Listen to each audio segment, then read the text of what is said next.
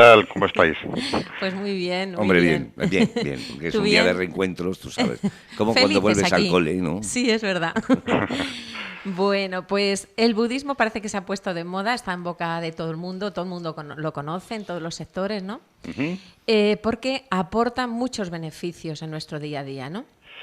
Bueno, Cuéntanos, ¿qué es el budismo? vamos a ver, pues que lo diga yo la verdad es que no tiene mucha gracia, porque parece que vengo aquí a hacer publicidad y nada más lejos de la realidad, porque los budistas no somos nada proselitistas. ¿Y qué es el budismo? Bueno, el budismo es una filosofía de vida, es una religión. Aquí en Occidente, en España en concreto, la palabra religión da mucho miedo, pues porque nuestra experiencia religiosa pues ha tenido sus más y sus menos a lo largo de toda la historia de España. Pero el budismo lo es también una religión en la medida en que da soluciones a las preguntas trascendentes del ser humano. En este sentido, es una pauta, es una forma de vida, es una forma de entender la existencia y a partir de ahí, pues como contaba, dar las soluciones a las preguntas que todos nos hacemos. Ujú. Y en concreto, ¿qué es el budismo Theravada? Que no sé si lo digo bien, Sí, porque puede ser no... perfectamente, Ah, muy bien. perfectamente. Porque no sé si hemos dicho que Ricardo Guerrero es presidente de la Asociación Hispana de Budismo. Entonces, Ujú. cuéntanos, ¿qué es porque hay muchas clases de budismo, ¿verdad? Sí, vamos a ver. El budismo tiene dos tradiciones fundamentales, la Theravada y la Mahayana. Y dentro de la Mahayana está el budismo tibetano también, o budismo Vajrayana. Alguna gente, algunas personas consideran que esta última es una tradición aparte, pero digamos que las dos fundamentales son Theravada y Mahayana. ¿Esto qué significa? ¿Que hay dos budismos? ¿Que hay dos...? No, son dos formas distintas de entender, de practicar un mismo marco filosófico, que es el Dharma del Buda. El Theravada es en concreto la práctica budista que se aproxima más a las enseñanzas originales del Buda, tal y como se recogen en la primera transcripción de las enseñanzas del Buda, en lo que se conoce como el Canon Pali. ¿Qué es el Canon Pali? El Canon Pali toma su nombre de la lengua en la que fue escrito, en la lengua Pali, y digamos que la transcripción más completa que ha llegado hasta nuestros días desde aquel entonces, en concreto desde poco después de la muerte del Buda, en que se empezaron a transcribir sus discursos y finalmente se puso en negro sobre blanco, que diríamos hoy, en hojas de palma, y todos aquellos discursos es lo que componen el famoso Canon Pali. El budismo Theravada, en este caso se considera bastante ortodoxo porque sigue fielmente lo que se recoge en ese canon. O sea, que es el más fiel, el más estricto, ¿no? Con las... Con... De alguna manera, luego, claro, el budismo tiene 2500 años, entonces el budismo a lo largo de toda su evolución hacia el resto de Asia, nació en el norte de la India, se ha ido adaptando a las sociedades, a las culturas, a los usos y costumbres de los pueblos a donde llegaba, y a partir de ahí ha ido tomando distintas formas de práctica. El Mahayana, que es la otra gran tradición, Mm. que significa gran vehículo, se llama así precisamente porque vehicula un montón de tradiciones diferentes, de costumbres diferentes y de distintas formas de entender el budismo. Ahí están recogidos el Zen, por ejemplo, conocido por muchos, está recogido otras muchas escuelas como el budismo de tierra pura, etcétera, etcétera. El Theravada en concreto significa la vía o el conocimiento de los ancianos. Thera significa anciano, Qué en bueno. Pali. Ujú, Ujú. ujú. Ricardo, cada vez hay más personas famosas o personas que son muy populares en los medios que llegan al budismo, ¿no? Y empiezan a difundir todo lo que es esto, todas las bondades. Ujú. Concretamente, nuestro amigo Alberto nos hablaba de Richard Gere, ¿no? En tu Ujú. opinión, ¿este tipo de promociones que hacen los famosos ayuda al budismo o perjudica? ¿Tú qué crees? Bueno, pues hombre, la verdad es que no podemos sustraernos a la sociedad en la que vivimos, en la que, bueno, pues la fama ha dado cierta relevancia a ciertas personas y estas personas se convierten en referentes sociales. En el caso del que me habláis, de Richard Gere, pues es una persona que tiene buena prensa, es una persona vamos, es conocida por el gran público como un actor, una persona amable, un actor que ha contribuido a muchísimas obras sociales. En este sentido, es un buen ejemplo como portavoz, de alguna manera como difusor del budismo, como podría serlo de cualquier otra de las acciones a las que él se dedique.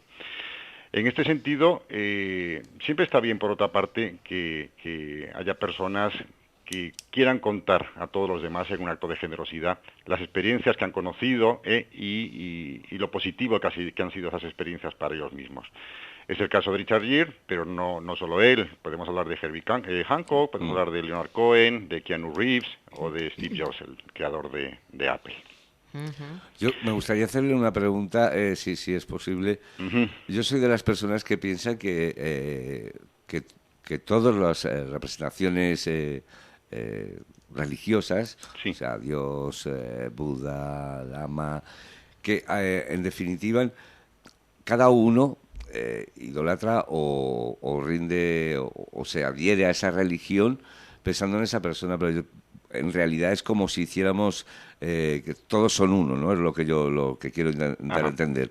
Ahora, ¿qué diferencia en este caso ¿en qué se diferencia el budismo, por ejemplo, de otras religiones? Hay una cosa muy clara, a mí me llama mucho la atención, que hay religiones que sí son muy fieles a sus ideas y otras que dejan bastante de que desear, ¿no? De lo que predican a lo que hacen, ¿no? Que yo creo que ahí está la gran diferencia.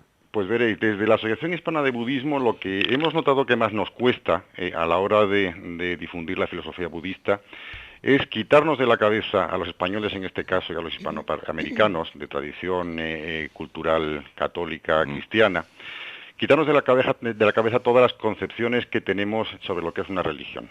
Es decir, ni el Buda es un dios, el Buda es un hombre que nace, envejece, muere como todos los demás, hace un descubrimiento filosófico y nos lo expone, con lo cual es un maestro.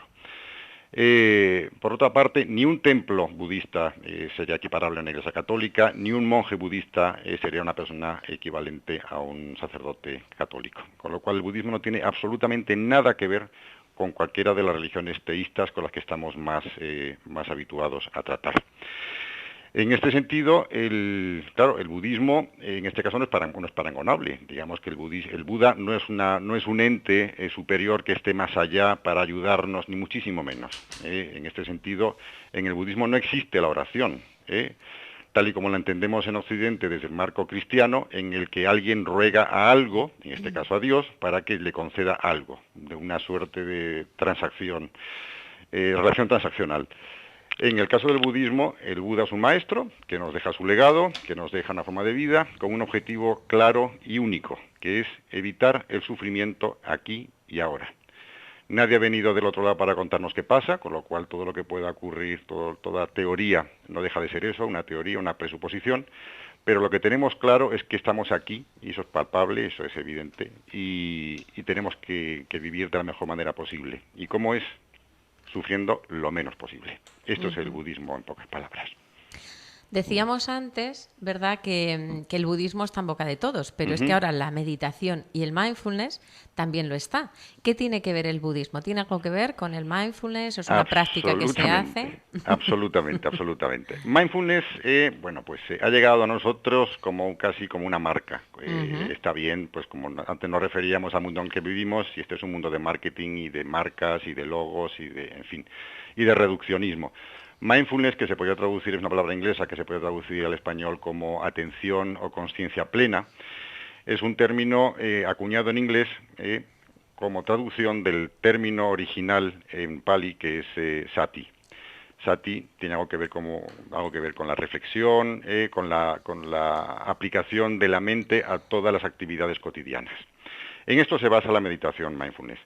En budismo, el budismo tiene dos pilares fundamentales de práctica. Uno es la meditación y otro es la ética.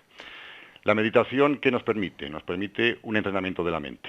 Estamos muy acostumbrados, todo el mundo entiende que a base de levantar pesas uno puede acabar modificando su bíceps y al final pues tener unos brazos hermosos. Pero no se nos ocurre que el cerebro es otro músculo más, que también es susceptible de ser trabajado. La meditación no es ni más ni menos que un ejercicio de la mente para acabar conociendo en profundidad el propio funcionamiento de la mente.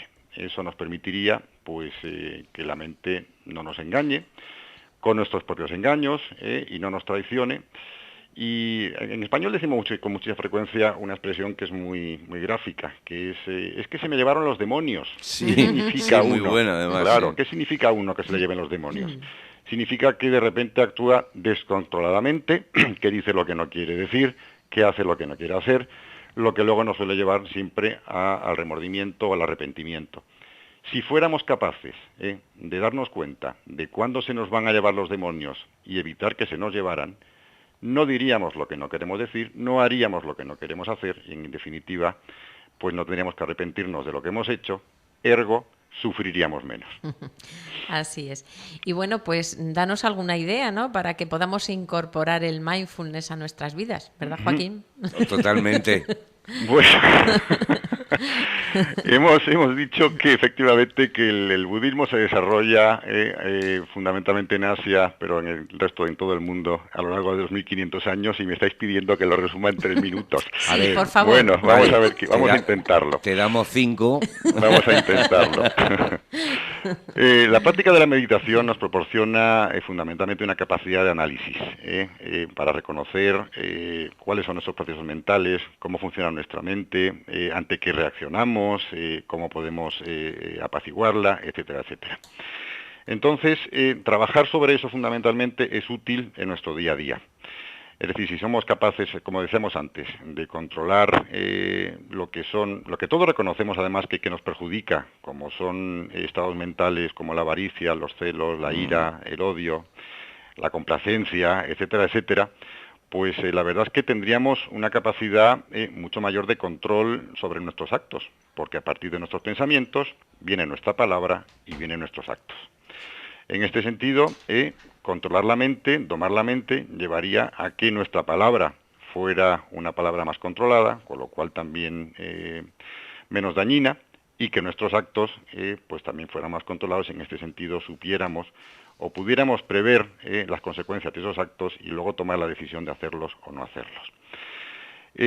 ¿Cómo llegamos a ese punto? En primer lugar, la concentración, se trabaja la meditación, y la concentración es fundamental. ¿Por qué? Porque la concentración nos permite que nuestra mente no divague por terrenos que al final puede que ni siquiera nos guste estar, en los que ni siquiera nos guste estar. Y disculpa que te interrumpa. Dime. Ahí hay algo que a mí siempre me ha llamado la atención. En cuanto a la meditación, no lo sé porque yo tampoco, me resulta bastante complejo, es algo que me encantaría, ¿no? El aprender, pero en esa meditación no hay divagaciones porque eres tú y tus pensamientos, ¿no? No, en realidad la meditación, como decía, es un entrenamiento, es una palabra que me gusta mucho usar, entrenamiento. La meditación es un entrenamiento de la mente. Entonces, si uno está atento a qué le pasa a uno por la cabeza, lógicamente sabe cómo surgen los pensamientos, cómo evolucionan, cómo se desvanecen, cómo uno mismo si quiere los abandona, etcétera, etcétera, o en el caso contrario, cómo acaban anidando en la cabeza y se convierten en obsesiones. Es decir, que el propio conocimiento del funcionamiento de la mente lo que nos permite es una herramienta para que la mente acabe funcionando como queremos que funcione, y no la mente, sí, que la mente es una herramienta rapidísima, potentísima, poderosísima, que descontrolada se puede convertir en una bomba. Y lo que pretendemos es justamente lo contrario, es controlarla precisamente para llevarla a terrenos que nos benefician a nosotros personalmente y por consiguiente, al resto del mundo. Uh-huh. Otra de las actividades que hacéis en vuestra asociación es cultivar el silencio. ¿Por qué? ¿Qué ventajas aporta? Pues mira, al hilo de lo que acabamos de decir, el silencio no es ni más ni menos que el espacio que ocurre entre el proceso mental que acaba generando en palabra y la palabra misma. Quiero decir que si tú me haces una pregunta y yo contesto inmediatamente sin pensar qué voy a decir, posiblemente acabe metiendo la pata. Hay que tener un entrenamiento, y para eso sirve, efectivamente, para que ante una pregunta, ante una cuestión que surja, la respuesta no sea inmediata, sino que sea meditada, sino que sea reflexiva. De ese modo podemos conseguir que la palabra refleje exactamente lo que estamos pensando. La mente, como decíamos antes, no para de funcionar. De una idea nos lleva a otra, de otra a otra, acabamos pensando lo que no habíamos comenzado a pensar, etcétera. El hecho de establecer espacios de silencio nos da pie a poder analizar qué nos está pasando por la cabeza y a partir de ahí poder elegir qué es lo que queremos que se desarrolle, que se acabe convirtiendo en palabra, y qué es lo que no. No sé si me estoy explicando bien. Sí, vamos, fenomenal. Si yo me callo y todo, porque quiero escucharte más. Si yo no hablo. Oye, voy a ser muy honesto, tengo que decir que te ha puesto por las nubes cuando le he preguntado por el invitado. Y digo, que me estás poniendo celoso. Y bueno, le he dicho que mejorando lo presente. Bueno, eso no lo dice aquí. Entonces lo has arreglado a priori. Ahí ha hecho una meditación y silencio. Sí, muy bien. Una respuesta meditada. Una respuesta meditada. ¿Ves cómo aprendemos de ti, Ricardo? Bueno, fuera de bromas, que esto es una cosa muy seria. Nos quedan muy poquitos minutos, pero resumiendo, nos iría mejor si incorporáramos el silencio en nuestra vida cada día más, ¿verdad? Sí, si incorporáramos fundamentalmente lo que hay detrás de ese silencio, es decir, el control mental al que me refería antes. Ajá. La práctica budista, en definitiva, como os decía, se basa en la ética, porque si uno tiene un comportamiento ético, de alguna manera está tranquilo con uno mismo, y si uno está tranquilo con uno mismo, también lo está su mente. Y por otra parte, el propio entrenamiento de la mente. Saber cómo funciona, saber cómo se dispara tu cerebro, saber cómo se disparan tus acciones, y a partir de que uno sabe cómo funcionan las cosas, sabe cómo manejarlo. Si uno no sabe cómo funciona un coche, no sabe si tiene que apretar mucho o poco el acelerador o cuándo tiene que tocar el freno. Esto es lo mismo. Es decir, tenemos que llegar a conocer cómo funciona nuestra mente, cómo surgen los pensamientos, cómo se desarrollan, qué son las impurezas mentales, esas que se acaban convirtiendo en actos nocivos tanto para nosotros como para los demás, etcétera. Y esto es lo que tenemos que acabar entendiendo. Con lo cual, el silencio es una práctica en la que uno presta atención a qué es lo que va a decir, podemos encontrar un paralelismo con silencios, entre comillas, en cuanto a actividad, es decir, dejar de hacer cosas que no tenemos claro cuáles son sus consecuencias. Bueno, pues agradecerle muchísimo a Ricardo Guerrero que haya estado. Le decía, es que te lo estoy diciendo yo porque le he hecho una señal a Pilar y lo que le refería es que yo tengo muchos minutos en casa que digo, ni televisión, ni radio, ni música, ni nada. Silencio, por favor, ¿no? Silencio, por favor, sí, efectivamente. ¿no? Y me quedo en silencio. Entonces le estaba señalando que yo hacía eso, ¿no? Ajá. Claro que no con los resultados que tú dices. Bueno. Hay que ser de una pasta especial entonces para hacer todo eso. No, es cuestión de saber lo que tienes que hacer, ¿no? En absoluto. Es decir, yo siempre que hablo de budismo, y no hablo mucho más que cuando me preguntan, porque al final a uno le entra complejo de vendedor de Biblias en el oeste, pues cuando me preguntan digo que el budismo no es fácil, nunca uso la palabra fácil para definir el budismo, pero como no es fácil ninguna otra cosa que haya que aprender, no es fácil construir casas, no es fácil diseñar automóviles o diseñar aviones, no es fácil. Y aquí estamos hablando de la máquina más compleja que existe, que es la máquina humana, que es la persona humana.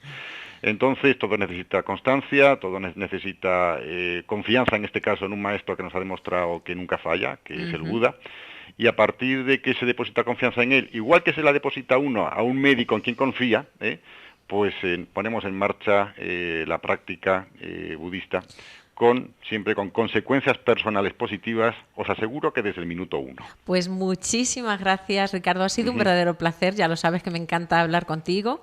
Gracias a vosotros. Muchísimas gracias por estar con nosotros. Y estamos a vuestra disposición para cuando queráis y para lo que queráis. Un abrazo gracias, muy fuerte. Un abrazo muy grande. Un abrazo. Buenos días a todos. Bueno, pues era Ricardo Guerrero. Pilar, un auténtico placer este reencuentro. Igualmente. Celosillo de Ricardo, celosillo, pero que si quieres practicar, sí. Mañana nos vamos a meditar a la Loza a Junquera y el domingo vamos a andar por el paseo marítimo con la práctica Kinin. Vente, pero vamos a no meditar, vamos a hacer meditar mindfulness. En la playa del Faro, en la playa del Cable o algo así que es más cerca que la Junquera. Bueno, pero el domingo vamos a hacer meditación práctica Zen, Kinin, vamos a hacer aquí en el paseo marítimo. Pues lo mismo me apunto, fíjate apúntate. Lo que te digo. Un beso enorme. Un abrazo grande y gracias. Bueno, pues dejamos a Pilar que se vaya, ya tenemos por aquí